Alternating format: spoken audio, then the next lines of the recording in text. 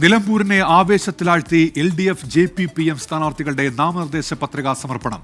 നിലമ്പൂർ തഹസിൽദാർ ഓഫീസിലാണ് LDF സ്ഥാനാർത്ഥി M Suraj രാവിലെ 11:30 പത്രിക നൽകിയത്. ജനകീയ പ്രതിപക്ഷ പ്രതിരോധ മുന്നണി സ്ഥാനാർത്ഥി PV അൻവറും പത്രിക നൽകി. സ്ഥാനാർത്ഥികളുടെ എണ്ണത്തെക്കുറിച്ച് ആശങ്കയില്ലെന്ന് പത്രിക നൽകിയ ശേഷം M സുരാജ് പ്രതികരിച്ചു.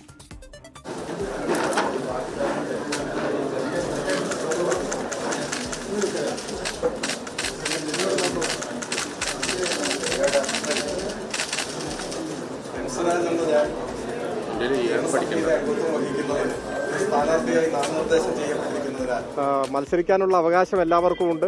ആരും മത്സരിക്കരുതെന്ന് പറയാനൊന്നും നമുക്ക് അവകാശമില്ല. അപ്പം മത്സരിക്കാൻ ആഗ്രഹിക്കുന്നവരൊക്കെ മത്സരിക്കട്ടെ. ജനങ്ങൾ അതൊക്കെ വിലയിരുത്തിക്കൊണ്ട് വിധി എഴുതുകയും ചെയ്യട്ടെ. അപ്പോൾ നമ്മുടെ ജനാധിപത്യം കൂടുതൽ ശക്തമാവും. നമുക്ക് അങ്ങനെ ആശിക്കാം. ഞങ്ങൾ അതിനെക്കുറിച്ച് ആലോചിക്കുന്നതേയില്ല. അത് അവരുടെ ഒരു പ്രശ്നമാണ്. അവരുടെ പ്രശ്നം അവർ പരിഹരിക്കട്ടെ. ഞാൻ ആ പ്രശ്നത്തിൽ ഒരു അഭിപ്രായവും പറയുന്നില്ല. പ്രവർത്തകരെ അണിനിരത്തി ശക്തി പ്രകടനമായാണ് PV അൻവർ പത്രിക സമർപ്പിച്ചത്. 100% വിജയിക്കുമെന്നും താനല്ല നാട്ടുകാരാണ് ജയിക്കുന്നത് എന്നും PV അൻവർ 24നോട് പറഞ്ഞു.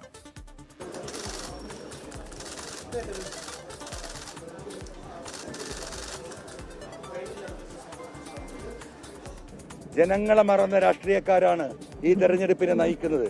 ആ തെരഞ്ഞെടുപ്പിലെ ജനങ്ങളെ മറന്ന രാഷ്ട്രീയ നേതൃത്വത്തിന് ജനങ്ങളാണ് ഏറ്റവും വലുത്.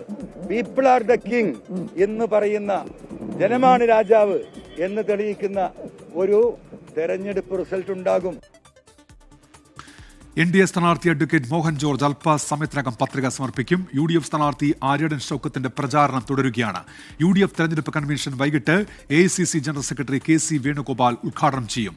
വിവരങ്ങളുമായി ഇപ്പോൾ ഷഹദ് റഹ്മാൻ, ഒപ്പം ഹാഷ്മി താജ് ഇബ്രാഹിം, വിപിൻ C വിജയൻ, ശ്രീജിത് ശ്രീകുമാരൻ എന്നിവർ ചേരുന്നുണ്ട്. നമ്മൾ ആദ്യം പോകുന്നത് ഷഹദ് റഹ്മാനിലേക്കാണ്. ഷഹദ്, ഇതിനോടകം തന്നെ LDF സ്ഥാനാർത്ഥിയും ഒപ്പം PV അൻവറും പത്രിക സമർപ്പിച്ചു കഴിഞ്ഞിരിക്കുന്നു. അതിനുശേഷമുള്ളവരുടെ പ്രതികരണങ്ങൾ എന്തൊക്കെയാണ്? രണ്ട് ക്യാമ്പിലെയും വിവരങ്ങൾ ഷഹദ്.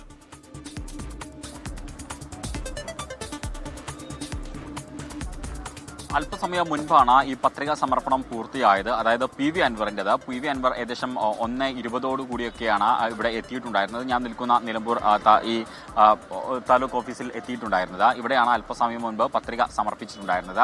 അതിനു മുൻപേ ഏകദേശം ഒരു 12 മണിയോട് കൂടിയിട്ടാണ് സ്വരാജ് ഇവിടെ എത്തുകയും പത്രിക സമർപ്പിക്കുകയും ചെയ്തിട്ടുണ്ടായിരുന്നത് എന്നുള്ളതാണ്. സ്വരാജിനെ സംബന്ധിച്ചിടത്തോളം സ്വരാജ് കുറഞ്ഞ പ്രവർത്തകർക്കൊപ്പം മുതിർന്ന നേതാക്കൾക്കൊപ്പം ഇവിടേക്ക് എത്തുകയും തുടർന്ന് പത്രിക സമർപ്പിക്കുകയും ചെയ്തു. തുടർന്ന് നമ്മൾ അല്പം മുമ്പ് കാണിച്ചതുപോലെ തന്നെ പ്രതികരണം, അതായത് എല്ലാവർക്കും മത്സരിക്കാനുള്ള സ്വാതന്ത്ര്യമുണ്ട്, അതുകൊണ്ട് എല്ലാവരും മത്സരിക്കട്ടെ, ജനാധിപത്യം വിജയിക്കട്ടെ എന്ന കാര്യം പറഞ്ഞ് അദ്ദേഹം ഇവിടുന്ന് മടങ്ങി പോവുകയാണ് ചെയ്തത്. എന്നാൽ അൻവറിനെ സംബന്ധിച്ചിടത്തോളം അൻവർ അതൊരു ശക്തി പ്രകടനമാക്കി മാറ്റുകയായിരുന്നു എന്നുള്ളതാണ് ഏറ്റവും പ്രധാനപ്പെട്ട കാഴ്ചകളും അതുപോലെയാണ് ഏറ്റവും പ്രധാനപ്പെട്ട വിവരങ്ങളും. കാരണം നിലമ്പൂർ നഗരത്തിൽ നിന്ന് ആരംഭിച്ച ഈ പ്രകടനം അല്ലെങ്കിൽ റോഡ് ഷോ ഏറ്റവും ഒടുവിൽ അല്പസമയം മുമ്പ് ഇവിടെ വന്ന് അവസാനിക്കുകയും തുടർന്ന് നാമനിർദ്ദേശ പത്രിക സമർപ്പിക്കുകയും ചെയ്തു. അതിനുശേഷം മാധ്യമങ്ങളെ കണ്ട ഘട്ടത്തിൽ മുഖ്യമന്ത്രി പിണറായി വിജയന്റെയും പ്രതിപക്ഷ നേതാവ് VD സതീശന്റെയും സ്വരം ഒരുപോലെയാണ്. ഇരുവരും കൂടിച്ചേർന്നാണ് ഇപ്പോൾ മുന്നോട്ട് പോകുന്നത്. അതിന്റെ പ്രതിഫലനങ്ങളാണ് കഴിഞ്ഞ ദിവസം, അതായത് മുഖ്യമന്ത്രി തന്നെ പറഞ്ഞത് കറിവേപ്പില പോലെ വലിച്ചെറിഞ്ഞു.